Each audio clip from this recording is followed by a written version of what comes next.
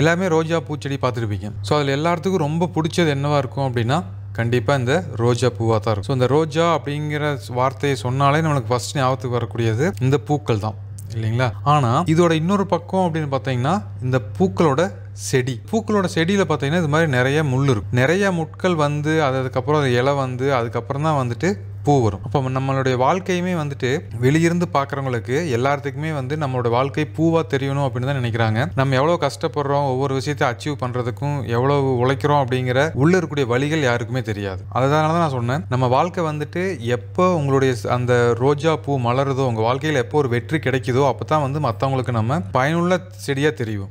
அது வரைக்கும் ரோஜா பூ எப்படி பூ வராமல் வெறும் செடியாக இருக்கும்போது யாருக்குமே அது பயனில்லாத இருக்குதோ, அதே மாதிரி நம்ம வாழ்க்கையில் வெற்றி அப்படிங்கிற பூ வராத வரைக்கும் நம்ம வந்து பயனில்லாத மாதிரி தான் இருப்போம். அப்போ அந்த வெற்றி அப்படிங்கிற பூவை பறிக்கணும் அப்படின்னா நிறைய முட்கள் இருக்கும். இதெல்லாம் நீங்கள் கடந்து வந்தீங்க அப்படின்னா மட்டும்தான் அந்த பூவை அடைய முடியும். ஸோ ஒவ்வொரு முறையும் தொடர்ந்து முயற்சி பண்ணணும். நிறைய தோல்விகள் வரும். இதெல்லாம் கடந்து ஒவ்வொரு முள்ளா நீங்கள் கடந்து வரும்போது தான் அந்த பூ வந்துட்டு இந்த செடியில் மலரும். ஸோ ஒவ்வொரு முறையும் நீங்கள் ரோஜா செடியை பார்க்கும்போது இல்லை இந்த ரோஜா பூவை பார்க்கும்போது டேரெக்டாக பூவை மட்டும் பார்க்காதீங்க, உள்ள இருக்கக்கூடிய அந்த முட்களையும் பாருங்க. உங்களுடைய வாழ்க்கையில இப்ப நீங்க கஷ்டமான ஒரு சூழ்நிலை இருக்கீங்க, நீங்க இன்னும் வெற்றி பெற முடியல அப்படின்னா நீங்க இன்னும் அந்த செடிக்கோட பூ அப்படிங்கிற அந்த பகுதிக்கு வராம இன்னும் வந்து கீழே அந்த முட்கள் அப்படிங்கிற பகுதியிலே இருக்கிறீங்க அப்படிங்கிறத நினைச்சுக்கங்க.